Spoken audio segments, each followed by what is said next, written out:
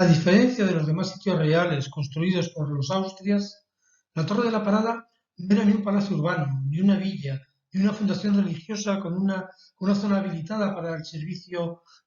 civil, sino un simple pabellón de caza preparado para alojar al rey y a su séquito. La torre resultó completamente destruida en 1714 cuando las tropas del archiduque le prendieron fuego en el curso de la Guerra de Sucesión,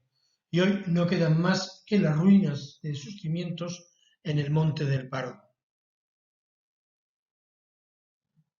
En su origen no era más que una pequeña construcción de ladrillo y mampuesto mandada a construir por Felipe II para un guardabosques.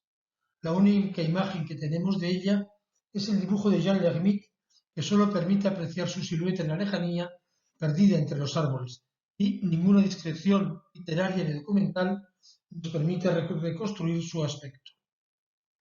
Servía como almacén para guardar los artefactos de la caza, pero los reyes lo utilizaban también a menudo como un lugar de reposo donde hacer un alto y almorzar en medio de las cacerías. El diario de los viajes de Felipe III se menciona con bastante frecuencia. Por ejemplo, podemos leer en una entrada que decía: salió Su Majestad de Madrid, fue a comer a la Torrecilla y a cenar al Pardo. De todas maneras, debía tratarse de un lugar muy agradable, pero de una construcción muy modesta, una construcción que no resultaría apropiada nada más que para efectuar un pequeño alto. Lo deja traslucir un informe fechado en enero de 1636, donde se expone la necesidad de reformarlo y ampliarla para permitir incluso una estancia más prolongada del rey. El sitio de la Torre de la Parada, que por todas partes descubre tan hermosa vista, ha convidado a su Majestad de mandar labrar en él casa bastante en que alguna vez pueda aposentarse. La nueva torre se inició en 1635 según trazas de Juan Gómez de Mora, y las obras avanzaron muy deprisa porque estaba terminada en septiembre de 1636. Más que de la construcción de un edificio de nueva planta, se trató de la reforma y acondicionamiento del edificio preexistente. De hecho, se conservó la torre primitiva envolviéndola con un cuerpo de habitación. Tras la reforma, la torre, que era un edificio de servicio, pasó a convertirse en una pequeña villa a la que se incorporaron otros edificios secundarios para albergar los oficios. Pero en cualquier caso, al menos externamente, no dejó de ser un modesto edificio, un edificio a base de ladrillo y mampostería y sin otra decoración que el dintel y las jambas de piedra de la puerta principal. Su aspecto debía ser muy parecido al de las ermitas del Buen Retiro y al de otras construcciones accesorias que se levantaron en los terrenos de la Casa de Campo o del Monte del Pardo, y algunas de las cuales, como esta iglesia de la Torrecilla, pues todavía seguían en pie en los años 30 del siglo pasado. Era un edificio muy modesto, sí, pero en el que se reunió una espléndida colección de pinturas, entre las que se encontraban 11 lienzos de Velázquez y un centenar de cuadros de Rubens y de sus discípulos, que se realizaron con gran rapidez, pues que ya estaban colgadas en la primavera de 1638, aproximadamente un año y medio después de que se realizara el encargo. En la década de los 30, la corte española llevó a cabo dos grandes proyectos decorativos para los que se hicieron encargos y compras masivas de pintura. El primero de ellos fue el del Palacio del Buen Retiro, cuyas obras terminaron en 1635, pero en cuya decoración se estuvo trabajando hasta principios de la década siguiente, adquiriéndose más de 1.000.000 de cuadros procedentes de Flandes y, sobre todo, Italia, de donde llegaron series tan importantes como las series de los paisajes pintados por Claudio de Lorena o por Nicolas Poussin y otros artistas de Roma, y también procedente de Nápoles las series de la historia de los romanos y de las diversiones del circo. A diferencia del Buen Retiro, que fue un proyecto del conde-duque de Olivares, en el que el rey apenas tuvo ninguna intervención, la construcción y sobre todo la decoración de la Torre de la Parada fue un proyecto personal de Felipe IV. Felipe IV ya poseía algunos cuadros suyos antes de que éste viniera a Madrid en 1628 para encargarse de las negociaciones de paz con Inglaterra. Pero fue a raíz de su encuentro cuando el rey se sintió absolutamente fascinado por el pintor. No solo porque, como contaba el propio Rubens, Felipe IV visitara al flamenco todas las tardes y pasara largo tiempo viéndole pintar y hablando con él, sino porque se sintió completamente fascinado por su pintura. No solo, no solo le encargó su gran retrato ecuestre, sino que también compró los 8 cuadros que había traído consigo y los colocó nada menos que en el Salón Nuevo del Alcázar, el lugar donde colgaban los cuadros que más apreciaba de su colección. Rubens se convirtió en el pintor favorito del rey, y a partir de este momento no dejó escapar ocasión para adquirir cuantas pinturas suyas pudo conseguir. Por otra parte, la gran serie de tapices sobre el triunfo de la Eucaristía, una serie que acababa de llegar a las cartas reales unos años antes, debía suponerle un acicate para intentar contar sus propias colecciones con un gran ciclo de pinturas hechas también por Rubens y que se le pudiera equiparar. Por eso, y sabiendo que su taller tenía capacidad suficiente para llevarlo a cabo, es lógico pensar que fuera el propio rey quien decidiera encargarle a Rubens el grueso de las pinturas para la decoración de la Torre de la Parada. Los pintores españoles, entre ellos a Velázquez, solo se le encargaron aquellos cuadros que, como los retratos de cazadores, los bufones o las vistas de los sitios reales, difícilmente se podían hacer desde Flandes. No se ha conservado la documentación referente al encargo, ni tampoco la memoria que se le mandó a Rubens, aunque por la correspondencia del cardenal Infante sabemos que se le envió una memoria desde Madrid. Por tanto, no sabemos con certeza si fue el rey o no quien decidió el encargo, pero podemos suponer que sí por varias razones. En primer lugar, por el enorme interés con el que siguió la marcha de los trabajos, obligando a su hermano a desplazarse en varias ocasiones desde Bruselas hasta Amberes para que le fuera informando de la marcha de los trabajos. Después, porque toda la correspondencia del cardenal Infante va dirigida a él, mientras que la de Oñate, Monterrey o Castel Rodrigo referente a los encargos italianos para el retiro iba dirigida siempre a Olivares. Y finalmente, porque fue él quien aprobó en persona, personalmente, ciertos cambios que había propuesto Rubens sobre el programa original enviado desde Madrid. La urgencia del rey y la presión ejercida por el cardenal Infante debieron producir su efecto, porque las pinturas se hicieron en un tiempo récord.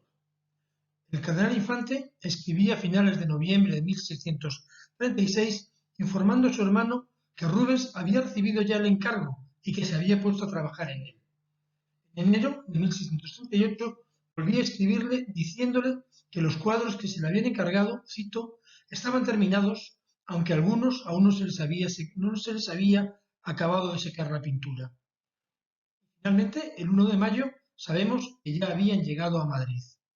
Por razones que no conocemos, quizá alguna de estas pinturas se habría dañado durante el transporte, o quizá no se ajustara a las medidas correctas, el rey mandó que algunos cuadros se volvieran a hacer,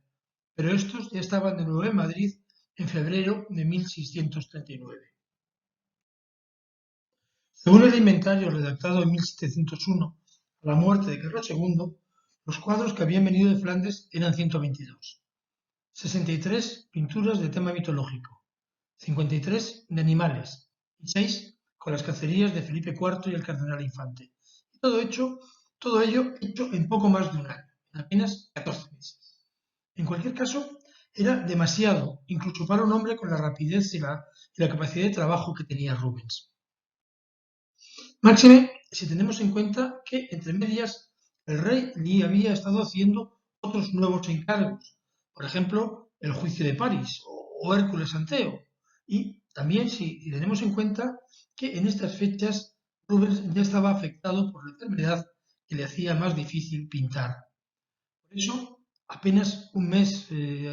transcurrido un mes de recibirlo, decidió repartir el encargo entre los mejores pintores de Amberes, algunos de ellos discípulos suyos que ya habían abierto su propio taller.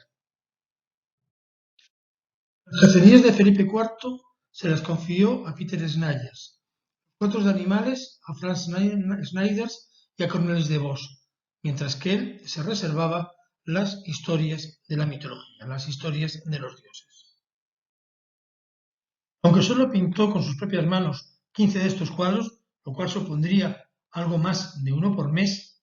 fue el único responsable de la invención de todo el conjunto. Él pintó personalmente todos y cada uno de los bocetos, de los 63 bocetos, en los que dio pruebas de su extraordinaria capacidad imaginativa y de su gran capacidad para la narración. En el Museo del Prado se conservan 10 de los 15 bocetos que han llegado hasta nosotros. 9 fueron un regalo de la duquesa de Pastrana y el 10º se compró en el año 2000. Pequeñas tablas de alrededor de 30 centímetros de altura, pintadas al óleo y con todo detalle para que sus ayudantes pudieran trasladarlas al lienzo con absoluta fidelidad y exactitud, algo de lo que dan prueba el montaje que tenemos aquí, en el que vemos la mitad de cada una de las imágenes corresponde al boceto y la otra mitad al cuadro terminado, y podemos ver que se corresponden con absoluta perfección. ¿No? A diferencia de lo que había hecho siempre con los cuadros que salían de su taller, pero que no eran completamente autógrafos, sí, lo que hacía siempre era retocaba el trabajo de sus ayudantes para asegurar que tuvieran la calidad Rubens. En este caso, en los cuadros de la Torre de la Parada, no intervino sobre la obra de sus discípulos, a los que, cosa insólita en él, permitió firmar sus obras, probablemente porque consciente de que las deficiencias que podían tener cada uno de estos cuadros, quería preservar su buen nombre. Es cierto que aquellas obras no tenían toda la calidad de las pintadas por Rubens, pero por lo que sabemos de los pocos testimonios que han llegado hasta nosotros, el conjunto debía ofrecer una imagen absolutamente deslumbrante y en ningún caso inferior al de las colecciones que podían verse en otros sitios reales. Desde luego, era un ciclo, era un conjunto de pinturas que no tenían parangón alguno con lo que se pudiera estar haciendo entonces en ningún otro lugar de Europa. Sabemos que al duque de Módena, que visitó la torre a finales de 1638, le pareció que se encontraba entre las cosas memorables que había visto en Italia y en las otras partes del mundo. De hecho, Felipe IV tenía en tal consideración las pinturas de la Parada que había ordenado a Juan Bautista Martínez del Mazo, el yerno de Velázquez, que hiciera copias de los originales de Rubens para colgarlos en el Alcázar. Nada menos sabemos que estaban colgados en la habitación donde Velázquez pintó las Meninas. Los dos cuadros que se entreven al fondo de la habitación, pues correspondía a la copia que había hecho Mazo de El triunfo de Apolo y Pan, de uno de los discípulos de Rubens, que era Jacob Jordaens. Sabemos también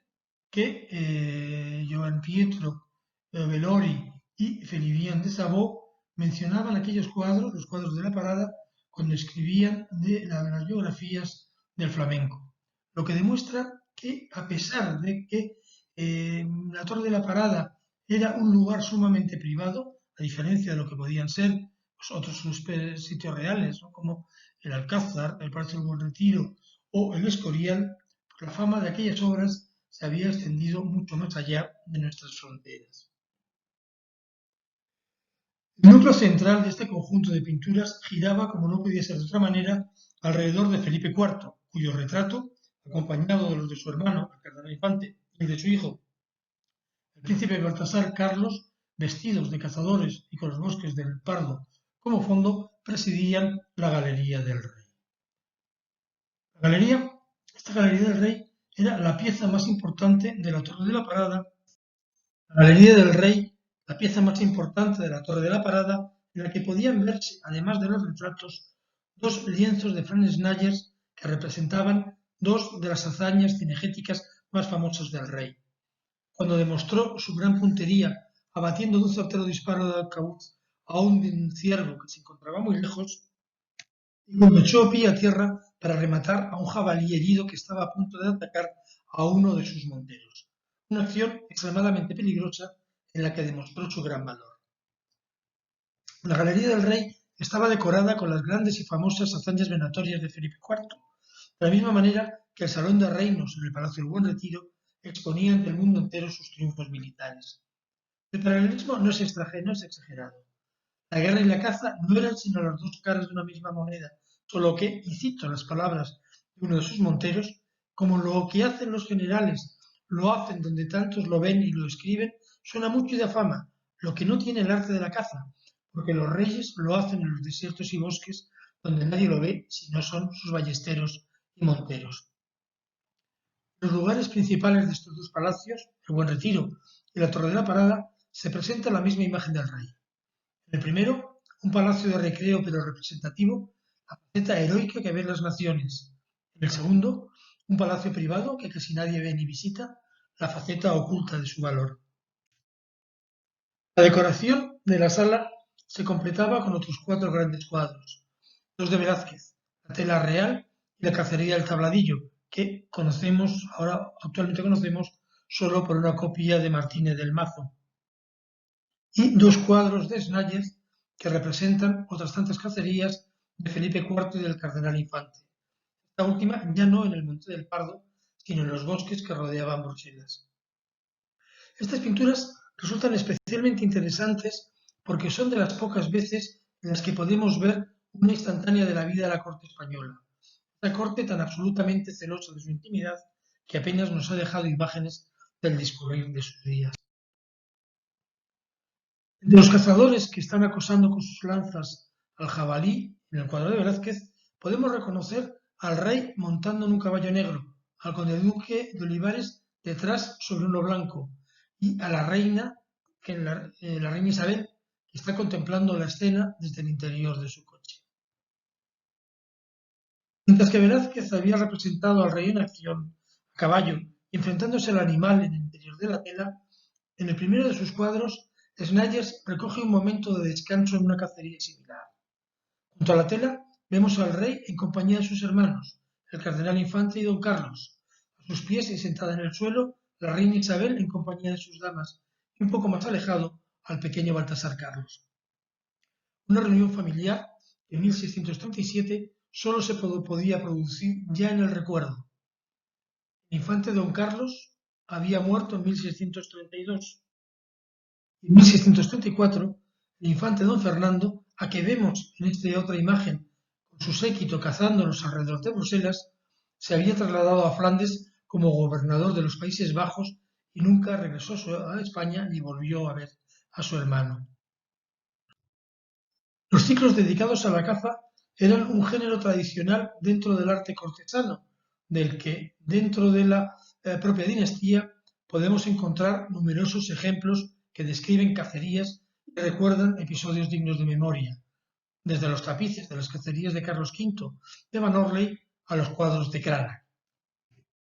o la galería de retratos y los trofeos venatorios del cazadero aurúrgico de Trasberg en el Tirol.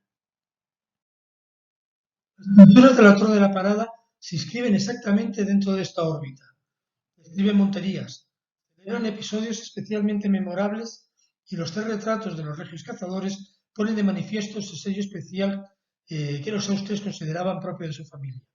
Cuando el emperador Maximiliano se enteró de la afición desmedida por la caza que sentía el pequeño Carlos V, dijo que se alegraba, porque si no, se podría pensar que fuera bastardo.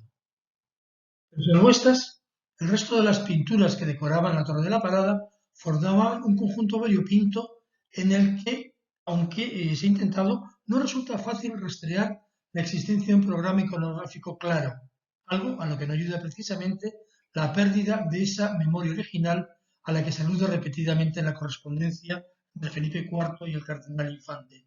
Una memoria que habría estado inspirada o al menos aprobada por el rey. Una memoria en la que con toda seguridad se daban las medidas exactas de los vanos a las que se tenían que ajustar las pinturas, pero en la que no sabemos hasta qué punto se precisaban los temas que se debían representar ni el grado de libertad que se daba a Rubens a la hora de hacerlo. En los diálogos de la pintura, publicado casi a las mismas fechas, en 1633, Vicente Carducho planteaba qué tipos de pinturas resultaban adecuados para cada tipo de propietario y para cada clase de edificio. Así, mientras que para las galerías de un palacio real decía que el pintor debía escoger historias, cito, graves, majestuosas, ejemplares y dignas de imitar, en las que se mostraran las hazañas de los más célebres príncipes y capitanes, sus triunfos, victorias y batallas, en una casa de campo o recreación será muy a propósito pintar cazas, volaterías, pesques, paisajes, frutas, animales diversos, trajes de las naciones diferentes, ciudades y provincias. Y si todo ello fuese compuesto debajo de alguna ingeniosa fábula, metáfora o historia que dé gusto al sentido y doctrinal curioso, será de mayor alabanza y estimación. Pero como se ha señalado en muchas ocasiones, los mitos no se han elegido como se debe esperar en un pabellón de caza por las posibilidades que ofrecen de introducir en el contexto escenas de cacería, animales o alegorías naturalistas, sino que por el contrario, de todos los episodios representados, salvo los dos en que aparecen Diana y sus ninfas cazando un ciervo y Apolo matando a la serpiente Pintón, ninguno otro hace referencia a la caza. No hay referencias a los dioses cazadores de la antigüedad. No se representa ninguno más de los muchos episodios de caza narrados por Ovidio. Además, las escenas de las cacerías de la corte no están en relación con las vistas de los sitios reales. Los bufones cuelgan separados de los retratos y de los reyes. Los cuadros de animales tampoco constituyen exactamente un catálogo de animales de caza ni un repertorio de técnicas cinegéticas, ni son tampoco algunas de las célebres cacerías del pasado, sino una mezcla de todos ellos a los que había que añadir algunas escenas sacadas de las fábulas de Esopo. Y de la misma forma, salvo los 3 episodios de Hércules y las caídas de Ícaro y de Faetón, los episodios mitológicos se cuelgan independientemente de las historias particulares de cada uno de los dioses y del discurso ovidiano. Eso con un descuido y una despreocupación que no se encuentran en otras series pintadas por Rubens, en las que hasta el menor detalle se encontraba tan perfectamente calculado que la más pequeña variación entrañaba importantes modificaciones en el conjunto. Eso es lo que sucedió, por ejemplo, en la serie de tapices para las desgracias reales, cuando se decidió cambiar la ubicación de uno de los paños, que, como se puede ver en la imagen, cambió por completo la perspectiva y el punto de vista. No sabemos cuál es la razón, si es que hay alguna que pueda explicar estas, llamámosle así, incoherencias en la Torre de la Parada, ni sabemos tampoco si esas dislocaciones del programa decorativo se deben a que en algún momento, entre 1638 y 1701, que es la fecha del inventario donde se detalla la distribución de los cuadros, el primer documento en el que se mencionan, pues no sabemos si en ese lapso de tiempo se produjo una redistribución del conjunto.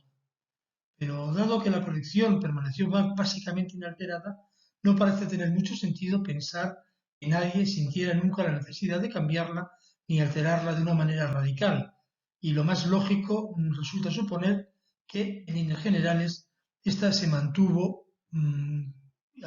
quieta, se mantuvo inalterada a lo largo de todo el siglo. No parece lógico que hubiera cambios, pero creo que resultaría ocioso que nos preguntáramos si los hubo y si en caso de haberlos, en qué medida afectaron a la comprensión de aquel conjunto. Es más que posible que en ningún momento se planteara la necesidad de que aquellas pinturas se ajustaran a un programa perfectamente fijado, a un programa rígido, siendo suficiente que se ajustaran a ese tipo de temas que se consideraban adecuados para una casa de campo o de recreación. Por ejemplo, los que trataban de las historias de los amores de los dioses, para los que se podrían encontrar varios precedentes famosos en otros ciclos inspirados por Ovidio y que eran perfectamente conocidos en la corte. Los de Correggio, aunque los originales ya no se encontraban en España, pero quedaban unas copias, o las poesías de Tiziano, que había copiado Rubens durante su segunda estancia en España. La copia de las poesías del veneciano supuso para Rubens un punto de inflexión en su pintura, una pintura que nunca había sido tan jubilosa, brillante y colorista como lo va a ser a partir de este momento.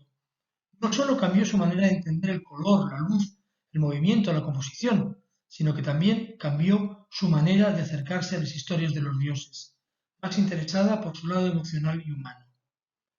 Los mitológicos ya no iban a interesar al Rubens anticuario, sino al hombre que, seducido por Tiziano, iba a ver en ellas un motivo de inspiración poética.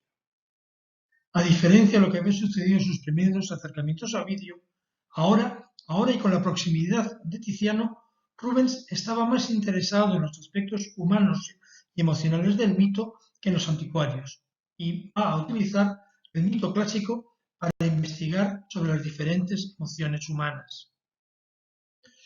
Sobre el dolor y el miedo, como puede verse en el boceto para la calle de Fatón, para la piedad,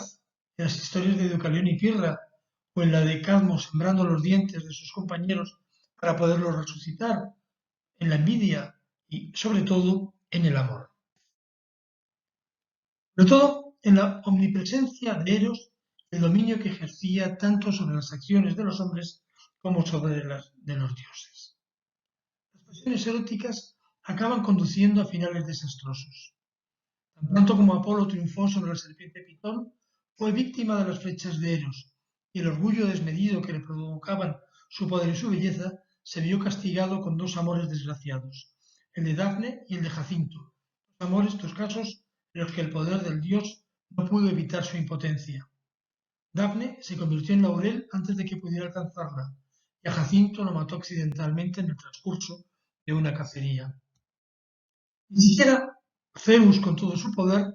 logró evitar que sus rayos acabaran provocando la muerte de Semele. Estos amores desgraciados los encontramos también en los de Diana y Endymión, Aurora y Céfalo, Glauco y Escila, o en el de Pan y Siringa, que es la contrapartida cómica de los amores de Apolo y Dafne. Todos estos cuadros, todas estas historias hablan de lo mismo, de la indiferencia de Eros hacia sus víctimas y de que la frustración del amor es una constante en la vida de los hombres. Probablemente lo único que de verdad le importaba a Felipe IV y por lo que dirigió su encargo a Rubens era que aquellas imágenes de los dioses de la antigüedad fueran la réplica moderna de aquellas otras poesías que de Tiziano había reunido su abuelo un siglo antes. Aquellas poesías que él tenía colgadas en un lugar preferente del Alcázar madrileño y que apenas 10 años antes se las había visto copiar a Rubens, una tras otra durante su estancia en la corte. Con toda seguridad, a estas alturas de su vida y en la cumbre de su carrera, Rubens no iba a copiar los cuadros de Tiziano para aprender, sino para dialogar, para medirse con ese otro gran pintor moderno, Tiziano, del que se sentía continuador y heredero y, por qué no, superador. Copiar los cuadros de Tiziano para convertirse él mismo en un nuevo Tiziano, porque al copiar de la manera que lo hizo todas las cosas de Tiziano que tiene el rey, se estaba presentando, ofreciendo, podríamos decir, ante los ojos de Felipe IV como el sucesor de Tiziano, con la esperanza bien calculada de establecer con él una relación semejante a la que había mantenido el veneciano con Felipe II. En 1628, cuando el flamenco llegó a Madrid, Felipe IV aún no había tenido tiempo de empezar a coleccionar y ver trabajar a Rubens y ver los cuadros heredados de sus mayores a través de los ojos y de los comentarios del pintor fue una experiencia decisiva. Para el rey, escribe Jonathan Brown, las obras de Tiziano eran trofeos. Su importancia venía avalada por los Austrias del siglo XVI que habían sido sus clientes y benefactores. Para Rubens, en cambio, aquellas pinturas eran una fuente inagotable de inspiración y ofrecían enseñanzas perdurables sobre el arte de la gran pintura colorista. Los encuentros entre el rey y el pintor, que se produjeron casi a diario, fueron el colofón perfecto de esa educación suya como coleccionista y como amante de la pintura a la que tanta importancia le había dado el conde de Olivares. Y ahora, 10 años después, si Rubens era capaz de pintar para Felipe IV unas nuevas poesías equiparables a las que hizo Tiziano para Felipe II, con su implicación en el proyecto de la Torre de la Parada y con el pintor vivo más importante del momento trabajando a su servicio, Felipe IV podía considerarse, como coleccionista y como patrón de las artes, el más digno heredero de su abuelo.